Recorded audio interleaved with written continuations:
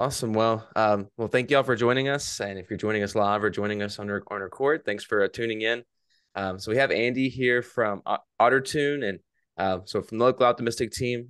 Obviously, thank you, Andy, for coming on and talking to us about OtterTune. But we're going to be kind of hands off and kind of let you drive the conversation.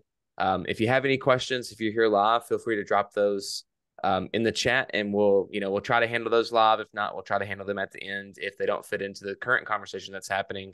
And of course, if you're watching this kind of recorded, feel free to drop some questions in the comments of the YouTube video below as well. And we'll try to our team will try to answer those if we can, but I'm sure Andy will be hanging out in the comments of the YouTube channel as well to answer any questions you have about OtterTune. So that is all that I'm going to say. So Andy, I'll hand it over to you and I'll let you start chatting about OtterTune. Awesome. Thank you. Thank you guys for having me. I would say also too, normally YouTube comments are just total trash, but I post all my lectures for the courses I teach in databases at Carnegie Mellon. We post all those in YouTube, and people actually correct me and point out things that I get wrong or didn't know about. So, I haven't lost faith in YouTube comments yet. All right, so today I'm going to talk about OtterTune. This is a project that we originally started at Carnegie Mellon, where I'm a professor, and then we spun it out as a startup in 2020. So this is sort of a talk about the overview of how OtterTune works, and some of the things we've expanded in the feature set since spinning it out of the university. And again, by all means, interrupt me if you have any questions as we go along. Okay. All right, so I'll give a brief overview of how OtterTune works, what it can do, and then I'll just load up the website and show you some of the core features about it. And then we'll finish off talking about some of the results we've seen from real world customers using it, and some of the benefits that they've gotten. All right, so the high level problem that we're trying to solve at OtterTune is database optimization and tuning. And again, for this audience, it goes without saying that databases are the core backbone of any major data science application. And the problem is that over time, these systems have gotten so beyond the tuning them and optimizing them for how the application wants to use them in order to get the best performance goes beyond what humans can even reason about. And so a trend we see also too is that as organizations move their databases from on-prem deployments into the cloud, they have now this capability to increase the size of their instances very easily. And when they hit performance issues, rather than spending the time to figure out, okay, how do I actually optimize the system to make sure it's running correctly, they just throw money at the problem by jacking up the instance size, assuming that's going to solve the problem. The challenges oftentimes we always see with customers is that this is going to produce diminishing returns. So to give an example of this, we just did a quick study of just measuring the performance of Postgres running on Amazon RDS as we increase the instance size. And so you can see on the smallest instance size, as you go to the next one and the next one, you are getting better performance. But once you hit M5 8x large, it basically plateaus. So no matter how much more CPU, how much more RAM you're giving Postgres, it isn't getting any faster. But of course, your Amazon bill is going up, and Amazon will easily and happily take your money. And I would say also too, this is not me picking on Postgres. Pretty much every database system is going to have this problem, right? Because there's just too much functionality, too many different ways you can change the behavior of the database system that unless you're tuning it for exactly how the application wants to use the database, what the queries look like, what the read-write ratio looks like, and other factors, you're basically you're never going to get better performance at scale. And so we decided that the way to really solve this isn't just making more human DBAs, because that's simply not scalable. It's really about using machine learning to understand how the data is being used by an application and then tweaking it accordingly. So that's the core thesis behind OtterTune, right? That we're going to apply AI and machine learning techniques to understand how the database system is performing and based on the workload that it's running, and then make recommendations that the algorithms think is going to achieve better performance. Right? And you can tell us you want to improve throughput, latency, utilization, and then the algorithms can just figure out the right way to do that. So this started off as a project in Carnegie Mellon, and where I'm a professor in 2014, 2015. And then we spun it out as a startup in 2020 with two of my students. The other co-founders was Dana Van Aken. Her PhD thesis with me at CMU was entirely based on Ottertune. And Bohan Zhang was a master student that worked on the first prototype. So Ottertune is a service where you attach your database system to it. And again, it's going to use machine learning to automatically figure out the right way to optimize it. And in the current version of Ottertune, we only support Amazon and RDS and Aurora deployments, both regular Aurora and serverless Aurora. And we support only MySQL in Postgres. Okay, there's nothing about the algorithms that are specific to Postgres and MySQL running on Amazon. It's just that's the largest environment where there's enough customers out there that we targeted that first. In the academic version, we did get it to work on Oracle and Greenplum, but it didn't work so well. Not because our fault, Greenplum fault. But the machine learning models don't know what they're tuning. The real challenge actually is interacting and interfacing with the database system, collecting the data you need and applying the changes and observing what happened. So for that reason, we're only focusing on Postgres and MySQL right now. So the high level TLDR for how much benefit Ottertune can achieve is that we see in real world deployments up to about a 4x performance improvement for something like P99 latency. And in some cases, we can get 50% cost reduction on your RDS bills from Amazon with very minimal human labor, meaning it's not required humans to verify things, check things, and install stuff. We can automate all of this and get the big wins. So let me go through high level how Ottertune works. So if you're a user for Ottertune, you come to our website, you sign up for an account, and then you have to grant us the right permissions on AWS or the Ottertune service to actually see your database system. So the high level I'll say is that we don't care actually what the database looks like in terms of, we don't care what the user data looks like. So there's no security guarantees in giving us these permissions. We actually don't want that data. So when you give us permissions, then we connect to RDS and we see all your databases and we identify which ones you should optimize. And then you have to then install a Docker file, essentially a little Python agent on your network that then has permissions to connect to the database system itself and retrieve the runtime telemetry and other information that we need to store to train our models. So this telemetry would be things that the database system generates, like pages read, pages written, locks held, additional information that the cloud vendor generates, like CPU utilization, memory usage, IOPS, and so forth. We also collect information about the catalog, like the database catalog, so the schema, what tables you have, what indexes you have. And then we also collect query digest, which essentially anonymized query templates with how often this query was executed and how slow was it and so forth. In some cases, for some enterprise customers, they don't want to have the agent be able to phone home back to our service. So we just added the ability to also write all this data to an S3 bucket that the customer controls, and then our service can pull from that and get the data. So then in this repository, again, we have all the training data we collected from all previous other database instances, and then we train our machine learning models based on this information to predict how the data system's behavior will change as we start applying recommendations and trying to improve performance. So then the compute engine generates some new configurations and other recommendations such as indexes, identifying query ending patterns, additional help checks, and we send that back either to the agent to apply the changes. This is just for the knobs. We can apply index changes and other things. Or we also expose it to customer either web interface or through a REST API. And the process repeats. It's like a cycle. So we say, just focusing on knobs, we apply the changes to the knobs. We then observe what happens when we apply those changes. And then the models can improve, prove their predictions and try to get better performance over time. So any questions about that at a high level so far? No. Okay, cool. All right. So again, I can walk through slides about the features, but I think I'd rather just show you what it actually does. Right, so here's the main dashboard when you log into Ottertune. First thing you see is this fleet overview with the health score. And this health score is actually important. This is one of the key things we've learned since spinning it out of the university.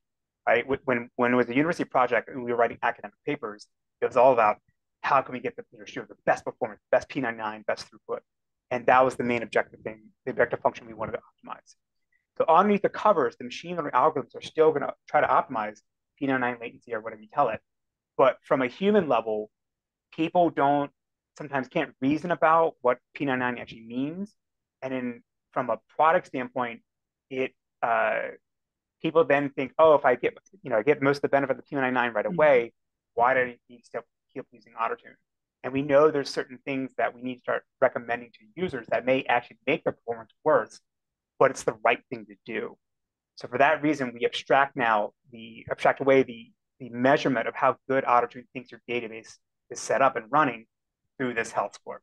It's sort of similar to like your credit score, or if you use Grammarly, they have that score in the top right corner, right? And as you type things and apply the changes, your score goes up. So what does 99 mean in Grammarly? I don't know. Grammarly knows grammar, right? So I mean, they figured this out. The same idea here in AutoTune. We know databases, so we're in a good position to tell you how well we think your database is doing. Right. So then we can. Could you give us some example of somewhere where you're making that trade-off of this might not look like it's helping you based on kind of the raw scoring, but it is actually the right thing to do? We don't expose this right now, but the most obvious one, which is that people turn off backups. And if you enable backups, it can make your database run a little slower, and so it's going to cost more money, but we know it's the right thing to do. So that's like a good example where like it's not going to make your database run faster, but you should be doing this. Auto vacuum is another tricky one. We don't have explicit recommendations for this, but we know if you don't run auto vacuum regularly for Postgres, you're going to run fast right now, but eventually you have to pay that heavy cost to clean things up because you're going to run out of space or queries are going to run slower. So it's related to sort of maintenance things like that. Gotcha. So you sell people on speed, but you give them their vitamins too. It's kind of like, I don't use heroin as a metaphor, but like the challenges. I mean, I can sort of jump ahead. Keep this sort of free form. So let me show a slide from actually one customer. So this is a real customer where they turn on, they were running Postgres Aurora, and they turned on AutoTune in the beginning, and they got a huge win. They get 88% improvement in latency. Right? This is because there's a lot of low-hanging fruit that AutoTune can clean up in the very beginning, because the default configuration that Amazon gives you is just terrible. Right? They've tuned it a little bit. It's better than like the stock configuration you get if you install like Postgres locally on your laptop, but it's still not very good. And we've had people tell us they actually thought Amazon was tuning their database for them, and they're not.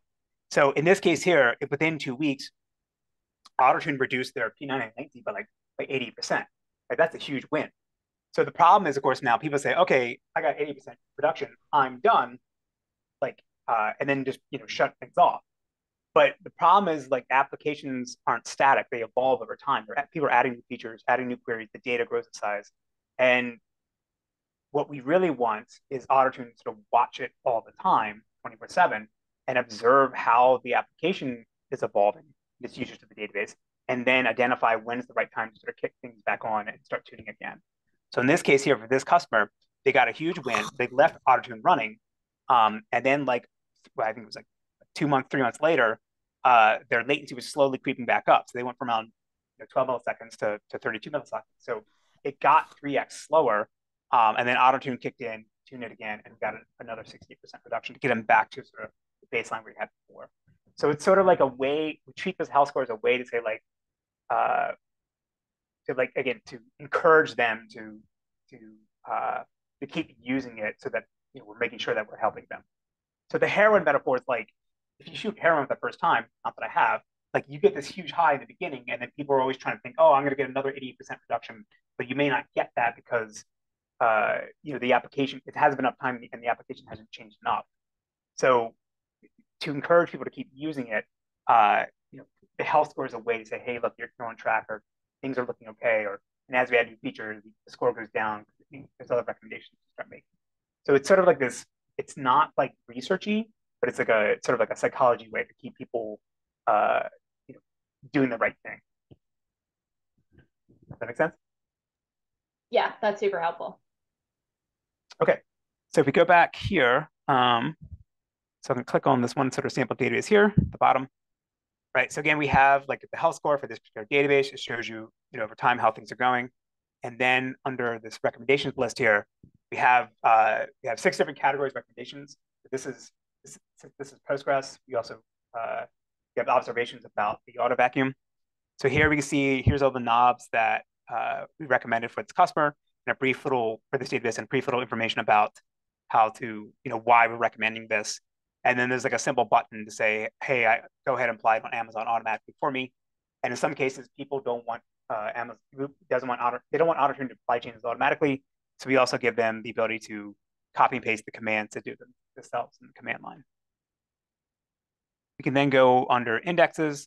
So currently, AutoTune can only identify unused indexes and duplicate indexes. This is actually the most common problem people have with indexes. There's a paper from Microsoft 2 years ago for their auto indexing capability in Azure.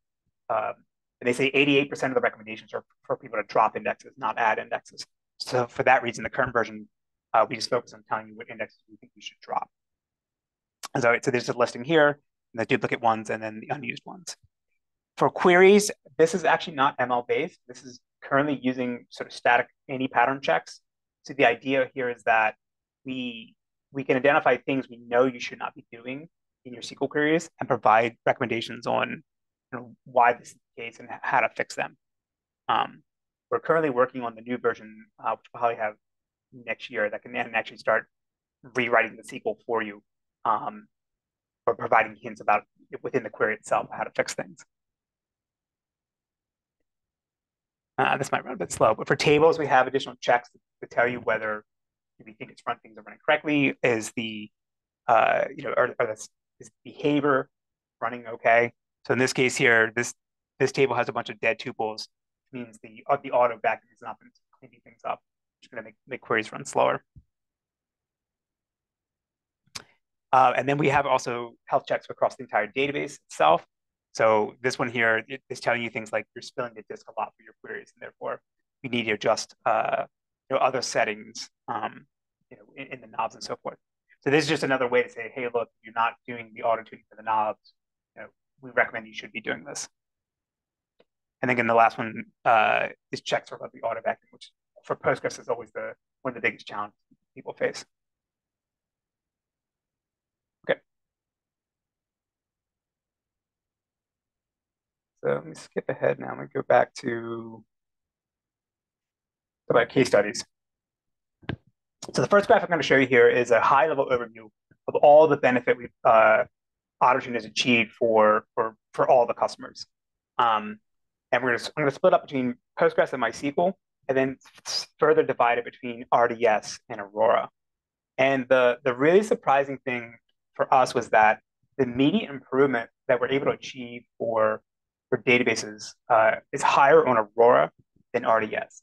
And the reason why this is surprising is because the way Amazon wrote Aurora is they ripped out the bottom half of the database system, both Postgres and MySQL, like the storage layer, and that's all runs off of Amazon's proprietary infrastructure. So there's actually fewer knobs or fewer things for us to tune in AutoTune because Amazon doesn't expose those components, and yet we're still able to achieve a higher benefit. And we haven't really looked deep into this to understand why, but this is one thing that's been pretty surprising. All right, so the next thing is that there's this sort of band up here where there's some people getting pretty significant improvements over in the performance. And so we thought, okay, well, maybe these are the customers where they've done zero tuning. Like they thought Amazon was doing something for them and they haven't touched anything. And so when we actually did an analysis of those databases, we find that yes, there are about 40% of them have done zero tuning, have done nothing, but there's 60% of them have done some amount of tuning. And then when we talk to them and ask them, what do they actually do? The person will say, oh, I read some blog article said to tweak this one thing, or I read this on Stack Overflow and I tried this, and it didn't really make a difference, and then they came to us. So again, people have done some tuning, but still AutoTune is able to achieve pretty significant improvement. And then there's this band down here where people are getting absolutely no gains from AutoTune. And And the reason for this is basically because the database is not being used at all, right? It's some dev or testing staging database where there's no queries running on it. And so in that case, since the database is not actually being stressed, there isn't anything for AutoTune to optimize. So the metaphor I always like to use to explain this would be like, say you have like the car you bought from the dealer and it has like the stock engine that came with it. But if you take that engine out and put like a race car engine on it, but you don't drive it anywhere, did the car actually get faster? Technically, no. Right, so the same thing, if you're not using the database, there isn't anything for us to optimize to make it faster. All right, so one more case study I want to show would be this deployment we did at Booking.com. And this is actually very early in the pandemic. They reached out to us because, they originally reached out to us because they wanted to just optimize their MySQL databases because they were going from MySQL 5.7 up to 8.0. And then the pandemic hit and they freaked out because nobody was traveling and they were looking to use AutoTune to consolidate their giant fleet. And they already had in-house expert DBAs that had sort of handwritten a bunch of configuration rules for all the knobs and the systems. And so we compared ourselves against the human DBA versus what AutoTune can actually achieve. And you can see that we're getting a pretty significant reduction in CPU utilization, P99 and the number of running threads for all these databases. Again, this is even after it was already tuned. And so for them, they were actually able to consolidate multiple machines within a cluster. I think there was like 25 machines in one cluster we were looking at. And so if you reduce the CPU utilization by 22%, you can basically remove 2 machines and spread things out and not see any reduction in performance. And they had several hundred of these clusters that did the same thing. So the cost savings for them was quite significant with AutoTune. All right, so this one we've already covered as well. All right, so the last thing I want to talk about is I can't obviously come here and talk about, hey, well, let's use AI or machine learning to make things run faster and better without talking about ChatGPT or large language models. And so we've played around with this at AutoTune, and we haven't really been able to get ChatGPT to do anything significant at the same level that AutoTune can do.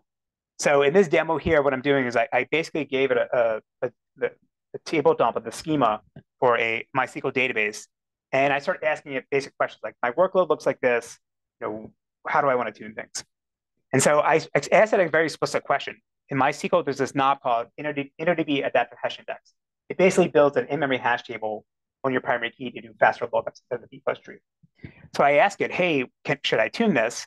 And it basically regurgitates generic information from Stack Overflow. So then I asked it about my schema and I asked it whether there's anything I should optimize it. So I actually put in mistakes in the schema to try to get ChatGPT to see whether I could identify it. But then it first tells me it doesn't have the schema. Then I remind it that I have the schema up above. And then it starts hallucinating and tells me about orders tables or status tables and other things that aren't in the table itself or the schema. So it totally made something up there. So I tell it I don't have these tables, it apologizes, and then it starts regurgitating, again, the same Stack Overflow information. And then I tell it again, like, here's the real schema, tell me what's in it. And this is actually interesting because now it actually comes back and tells me things that actually are correct. That like it tells me things that are in my tables and it can try to characterize what the application actually is.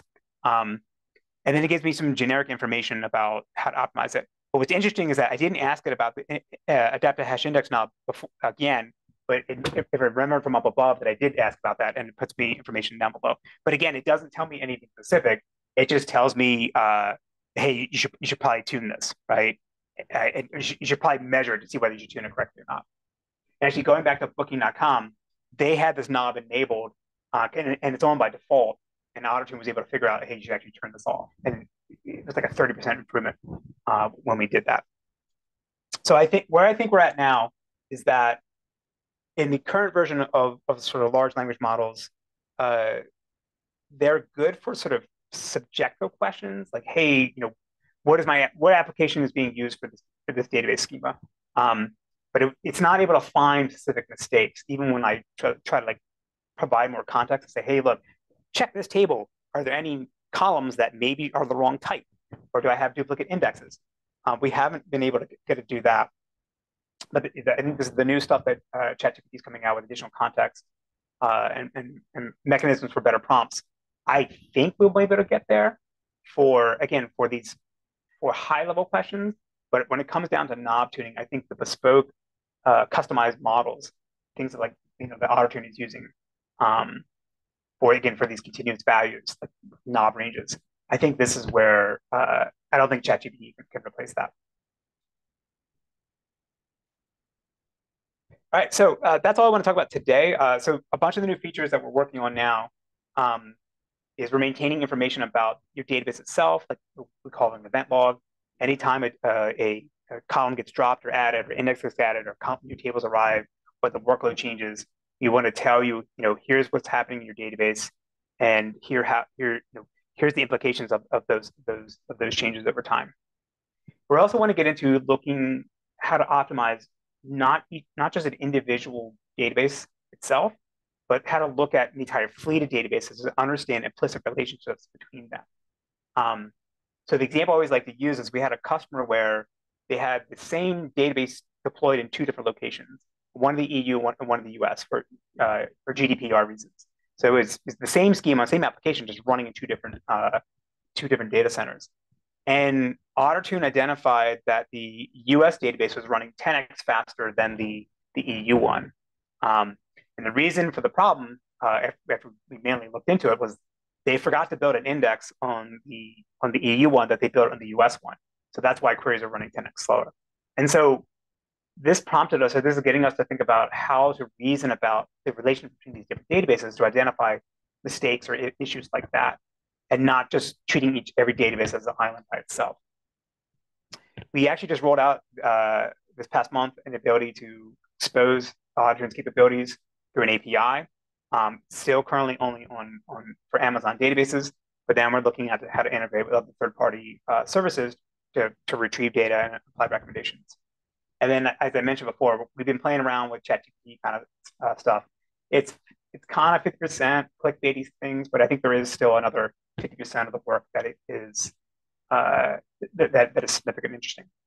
So if you're interested in trying out AutoTune, you can go to the URL here. And then for the local optimistic team for people, if you use coupon code ToolTalk, you'll get 25% off.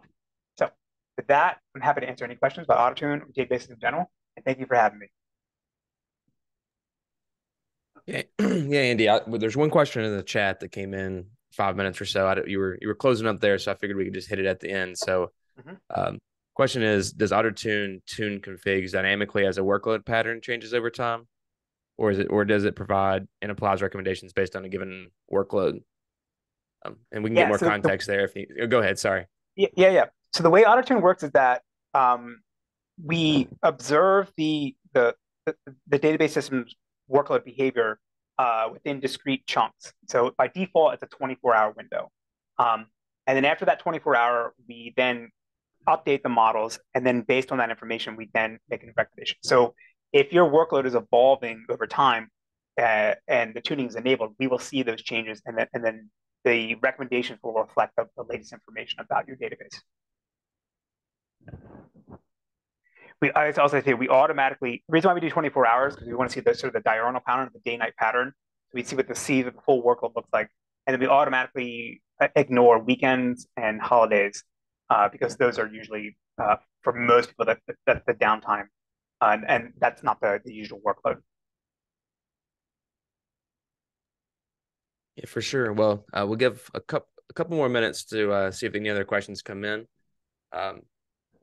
Hey, Andy. Sorry. Yeah, go ahead. It was super interesting. Really cool. I've been actually thinking about a similar idea, but from like an OLAP standpoint. Like, how much of what you do here do you think applies, I don't know, something like a Redshift or a Snowflake, or are those so fundamentally different? Oh yeah. So I mentioned this before. In the academic version, we ran AutoTune on Greenplum and VectorWise. VectorWise was, I think it's called Vector. Actian bought them. It's a precursor to Snowflake. So there was OLAP workloads, and we were running like something like TPCH. And again, the models don't care what they're actually trying to optimize. So for knob tuning, the ML models would absolutely work for OLAP workloads. the reason why we don't support something like Snowflake or Redshift is that although they have knobs that can change behavior, things like the AutoTune can tune for MySQL and Postgres, they don't expose them to you.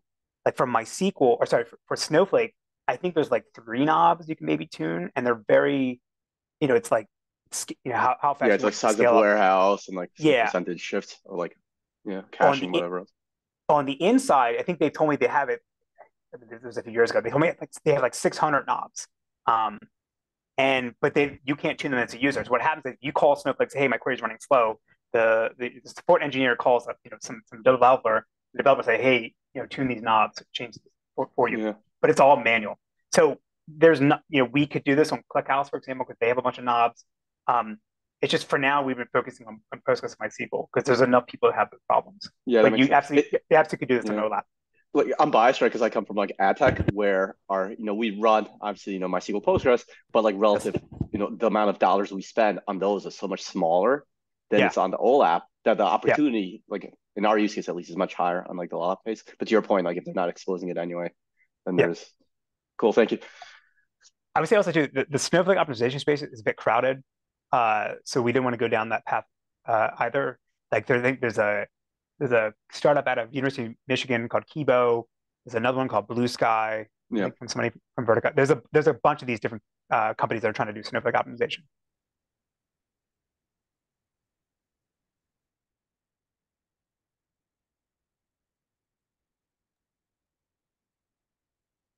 Any lasting questions for Andy before we let him go?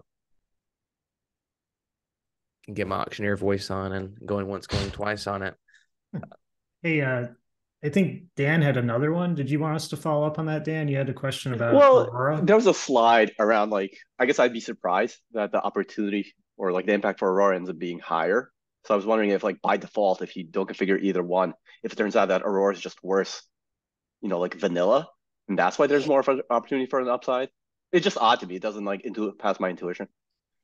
Yeah, so I would say here's the other thing that surprised me about Aurora was that when you look at the default values for the knobs, for the ones you can tune on Aurora, they actually seem to be a little bit better tuned than like the stock Postgres RDS ones. And so we thought, okay, well, like maybe Amazon's playing the game of like, well, they're purposely making RDS a little bit worse just by having these bad default configurations. And then the Aurora ones are better. So that way, when you switch from RDS to Aurora, you're like, oh my gosh, it's so much better. Like, and you're okay with paying Amazon 20% more. We have actually no idea. This is like, we have no idea why this is happening. Yeah, it's just odd. Yeah, it is odd.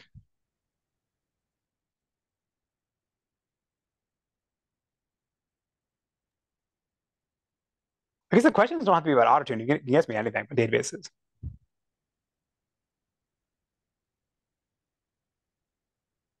So I guess I'll ask just because I'm a former teacher, like we were talking about beforehand. So I know you said you teach at Carnegie Mellon. So can you talk about kind of what kind of topics you cover in databases at Carnegie Mellon and like what you're trying to teach your students in your courses?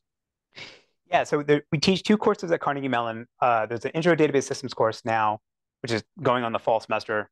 And if you want, that's all available for free on YouTube, including all the projects. You can do them at home, not be a CMU student, and actually get the same grading, run the same grades and tests that we do for students. So that course, the intro course, is basically like a classic database systems implementation.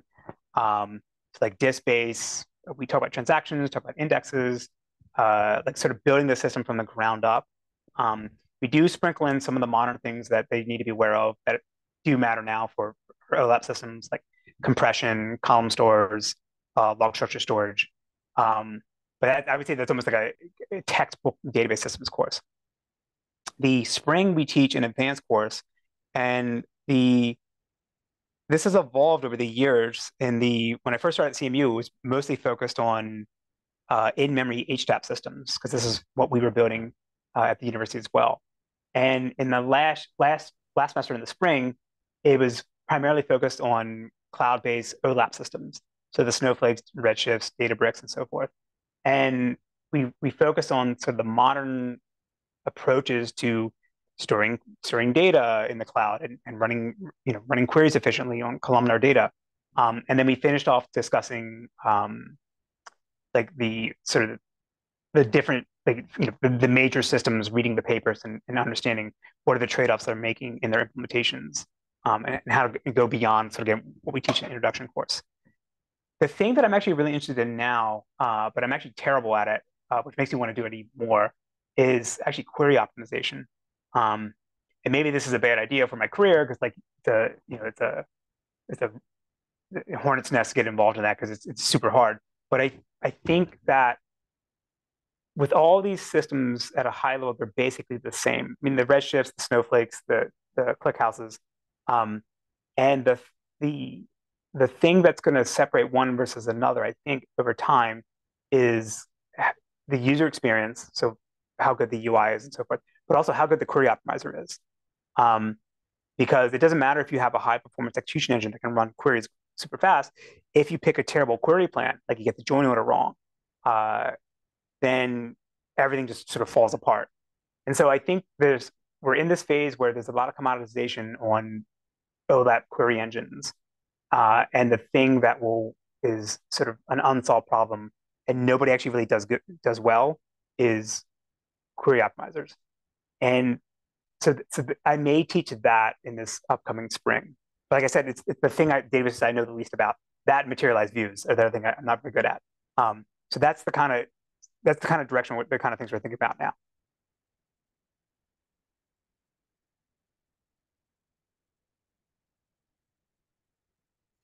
And again, we make everything public on YouTube. So if you like this kind of stuff, look up the CMU Database YouTube channel. It's all there. Actually, I should also advertise too. This semester, we're having a seminar series on machine learning for databases and databases for machine learning, which was posted in the local Optimistic announcement channel on Slack. And so we're inviting all the database vendors that are trying to build systems to accelerate machine learning workloads. So all the vector database people. Next week on this Monday, we have the PostgreSQL guys, and then we're also having speakers from people that are applying machine learning to optimize databases. So obviously something like Ottertune. There's a company out of Italy called Akamas that's doing something similar to Ottertune. Alibaba actually has a lot of infrastructure in place to do machine learning for databases. So again, those are all Mondays at 4:30 4:30 Eastern. And again, that's all on Zoom or YouTube as well. And that's open to the public. So we're kind of dipping our toes in understanding the vector database space world, but I'm not too enthusiastic about it just yet.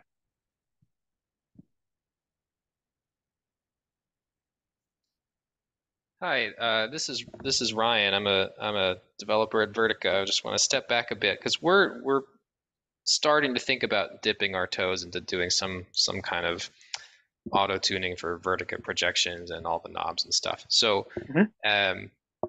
how much kind of bootstrapping do you have to do for I mean, like Vertica has hundreds of knobs. I don't know how many Postgres has. I'm sure there's quite a lot, but how much you have to kind of annotate and say this knob could be helpful for this kind of thing, this could be helpful for this kind of thing. Like it's a pretty huge search space. How do you prune it? Yeah, so there's sort of two stages to pruning.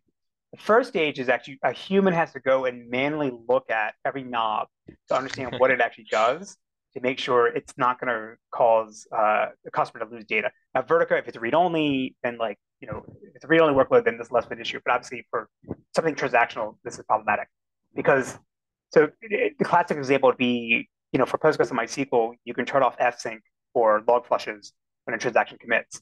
And the machine learning models learn very quickly that if you don't write to disk, you run a lot faster. But of course, now, if you crash, you lose data, right? But that's an external cost. That's an externality that the machine learning models simply can't know about. And so for that reason, we have to manually say, you're not allowed to tune this. Right? There's some knobs you flat out don't let it tune at all. Other knobs, you're removing categorical variables or categorical values from letting you tune it. So that's sort of the first step. When I say also too, we sometimes just the documentation itself is enough to say, oh, this is dangerous, we don't want to do this. Other times, Dana, when she was a student, she would actually have to go look at the source code and really understand what something was trying to do to make sure it wouldn't cause problems. So that's the first step. The next step is that we do a factor analysis to understand the impact of the knobs to identify which ones we should be tuning. So if I go back Here, I'll show a screenshot. So the way AutoTune works is that when you say you want to do knob tuning, we have like I think 10 recommended knobs that we think that everyone should be tuning. And the way we figured this out was you basically run a regression by doing sweeps of one of these parameters, and you identify which knobs have the most impact on performance. And for the most part, it's consistent across workload types, like read-only versus write-heavy, and hardware types as well. So you identify with sort of those are the most important knobs. Now you can tune other ones, and we played around some tricks where, like, maybe for the first hour you tune the 10 most important ones, or for the first, some similar sessions you tune the 10 most important ones, and then you expand over time once the model starts to converge. But in the commercial version, it's right now the knob set is fixed. So that's sort of the second step. And then there's obvious things like you have to understand what the knob is actually trying to tune, like what resource in the system. And so we restrict the ranges to be based on the hardware that you're actually running on. So another advantage of using Amazon, the instance types are fixed. So we know when you give AutoTune permission to connect your database, we know the instance type, we know how much RAM there is, how many CPU there is, and so we set these knob range values to be, to not, like, the machine only has 100 gigs of RAM. We don't try to set a buffer pool to 2 terabytes, right? That doesn't make sense. Yeah. Actually, this is another thing that we had to do going from academia to actually a startup, is that we assumed everyone was going to be running on staging databases with like repeatable workloads they can run and like test over and over, and then tune the staging database and apply the changes to the production database. Very few people can do that in the real world. And I would say, like, it's not that I was like, this seems obvious now, but again, when AutoTune was a research project, all the people they were talking to that wanted to deploy AutoTune, they could do this, like the banks and the patent office and other sort of bigger businesses. Most people don't have staging databases, and if they do have a staging database, it never looks like the production database. It's always a smaller instance size. So for that reason, people point AutoTune at production databases, and therefore we need to be more conservative in how much we explore the possible ranges of values and try to get the model to converge a bit more quickly, based on the observations we've seen, than sort of letting you do a completely random walk. So if you're going to run on production databases, there's more guardrails you have to set up to make sure the models don't make performance bad. This actually goes back to what I was saying before. The challenge is not the machine learning. The challenge is really interacting and interfacing with the database and understanding, if I set a knob a certain way, what behavior do I expect to see? Especially if there's an error, can I catch that and identify that? So obvious things, like if you set a knob to be like -1, the database system won't start. Say, I can't do that, and it rejects it. We face other challenges where there could be delayed effects that can't be checked by the system itself and only occur at some later point. So the example would be, we did a deployment in the academic version of AutoTune. We did a deployment at a French bank that was running all Oracle databases. And there was some knob that set some buffer pool in Oracle that if you got it wrong, it would crash. The problem is it didn't check it. It didn't check it. It didn't try to allocate that memory in the beginning. It did it after like 5 or 10 minutes. So you set some knob at an invalid range. And again, I'm not talking like -1, that's obvious, but and the system would start up, things are running fine, and then 5 minutes later, try to allocate some memory for this buffer pool, and then, or whatever it was, and it would crash. So then we have to go look in log and figure out what's going on. So that's the real challenge depending on how brittle the system is and how resilient it could be to maybe bad values. That'll affect how aggressive you want to be in the optimization to apply. Thank you. That's a very insightful answer. Yes. I would say Stephen Walken has asked us to run AutoTune on Vertica before. Just from a business standpoint, it doesn't make sense for us. Oh yeah, I wasn't going to question that. I mean, you mentioned OLAP being hard, and the examples you gave kind of sounded like they just have very different challenges than Vertica does. Because I think Vertica, like most things, are documented, not everything, but like you can kind of set knobs however you want, configure resource pools however you want, design projections however you want. It's just a huge space of things that we're kind of thinking about like might need to be automatically tuned for a user who just kind of shows up and is like, hey, here's my data, make it fast. Yes. Yep. There was work done in I was 10 years ago. Alex Raisin at Brown, his PhD thesis was an automatic projection generator for Vertica. We I don't know what. Go ahead. So we do have a database designer tool that's built in, which maybe come out of that. So I've been around 8 years at Vertica. I don't know that name, so Yeah. yeah, but like not sometimes the problem is just customers don't use it. Yeah. Like they get, you know, in the POC, like the sale is really good because the people doing the sale design these really great projections and all that stuff. But then customer starts their production database and doesn't do any of those tuning steps, which is kind of a similar story to what you told. Yes. Yeah, and then they're like, well, what happened? Like Vertica's not doing what I want it to. It's just run database designer and it'll probably get a lot better. Like, Yes. yeah. I mean, Oracle, they run your thing. They run whatever their optimizer tool, not the autonomous database. That's a whole other beast. But like, if you run Oracle on-prem, I think at 10 p.m. they run whatever their optimizer thing that starts reconfiguring stuff for you automatically, force you to do it. So you could just do that. That's probably one step we should take. Yeah. Let's see, Natalia, you had a question. Do you want to jump in? Yeah, sure. I also work at Vertica. I'm a developer and I work on query optimizer. So that rings very true what you said about having no perfect optimizers. But Yes. I was curious about the tuning process, the auto tuning. So if we are playing around with knobs, and we mentioned that it's better to run it on a production database to do the auto tuning on production database, because there will be a realistic set of queries actually run in production.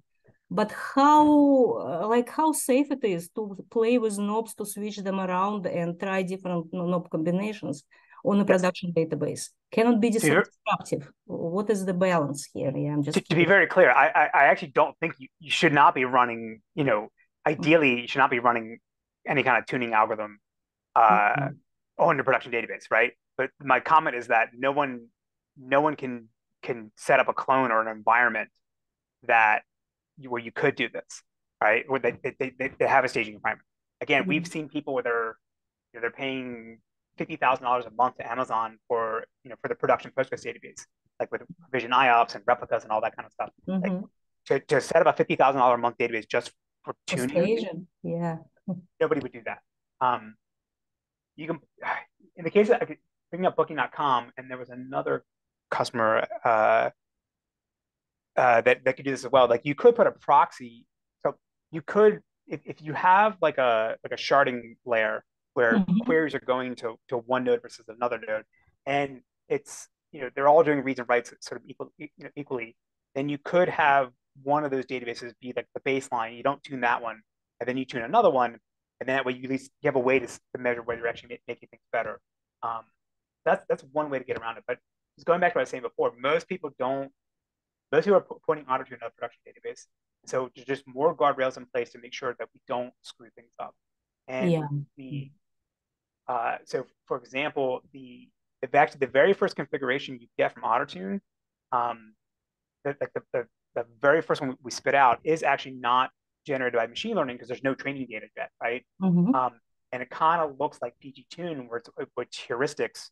Say we know the hardware is this, we know you have this much CPU or RAM, and we put out a recommendation that we know will be better than what you're currently running at, but like it's not the optimal one, but it's enough to like push the model toward the right direction, rather than doing a completely random walk and potentially having degradation performance. So the other aspect for knob tuning that's tricky as well is that some of the knobs you can get a lot of benefit from don't take effect until you restart the server. And most people don't want to restart their production servers. So again, by default, we don't tune the ones we actually could get the most benefit from. But then we can suggest to them, after they get some initial benefit from the knobs that don't require a restart, we say, hey, by the way, here's 4 other knobs where we think would help you because your workload looks like this, and it helped these other customers a certain way. you should also maybe enable those. So there's, reality is you have to deal with production databases, and therefore you have to be more careful in how you do that. Now, the only place that does this right actually is going back, it's Microsoft on Azure. What they do is to do index tuning, they'll actually spin up a whole nother instance and do automatic workload capture or workload mirroring, do a bunch of analysis on the spare instance to pick what indexes you need, and then recommend those indexes to the customer. And the customer doesn't have to set any of that up; do it all for you. Of course, Microsoft can do that because they can pay for the servers and do it. Yeah. That's the ideal scenario. But I would say I've talked to cloud vendors. There's only so many. You can guess who they are. That they want to introduce the same functionality as well. So it'd be like an API, that Ottertune could call to spin up an instance and do the same kind of thing. Tune that one, and at least we're working on a server that looks a lot like the production one. But that, again, we're not there yet. Yeah. Thank you. Yeah, very challenging. Yes.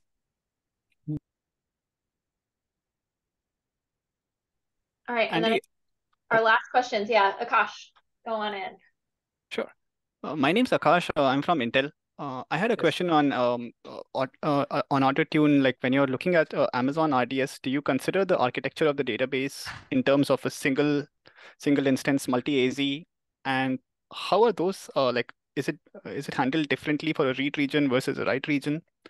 If you can shed some light on that. Okay, yeah. Actually, I thought you were going to ask me, can Ottertune make Xeons run better than Graviton? Because Intel guys did ask me that. The answer is no. There's nothing MySQL Postgres can expose to you to tune for the architecture. But yeah, so we automatically identify. Oh, actually, we get this information from Amazon. You get like whether what's the primary, the writer replica versus read replica. And so right now Ottertune treats each of them one separately, and so we'll tune for the write workload and we'll tune for the read workload completely separately. Where we want to go, but we're not there yet, is automatically identify that when the primary gets bounced and then some read replica gets promoted as the new primary, to automatically apply the configuration that we set up for the previous primary. But we don't do that yet. But again, so right now everything is isolated. Every database is an island by itself, and so we'll optimize each one separately. Thank you. And if you can optimize Intel better, I would love to hear that. There's nothing exposed to us. We haven't seen any trend where in our data, like we don't want data yet. We have not seen anybody like going from from a Xeon box to a Graviton box and seeing like a huge improvement in performance or a huge reduction. We haven't seen any like noticeable signal in that space. Typically, people like say, "Oh, I'm going to build an instance," and they pick one of the two and they stick with it. Just to follow up on that, do you suspect does that leave an open opportunity in terms of exploiting more characteristics of the hardware for tuning? Since performance is not noticeable, like if are those characteristics actually being exploited?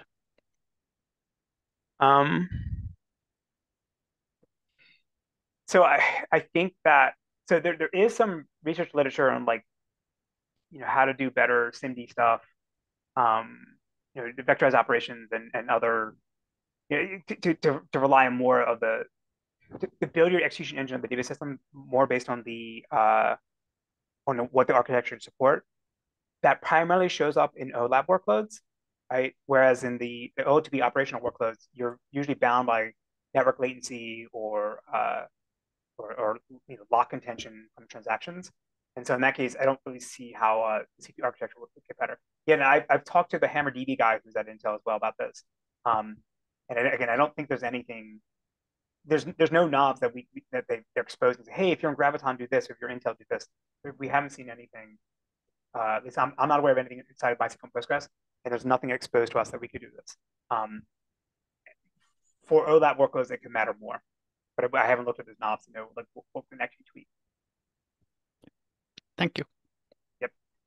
if you know like the SIMD register is 512 and it has these features, maybe do certain things. But some of that actually should be automatic. The system should figure that out for you. That's one of the areas I'm exploring, aside from this talk, like just looking at SIMD and to see if any of those could apply to OLTP. But it's more exploratory at this point.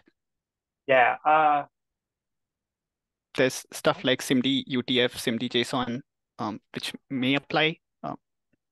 Yeah. So I think Postgres 16 came out last week with SIMD JSON parsing. But again, I don't think I haven't looked. I don't think there's a knob that affects it.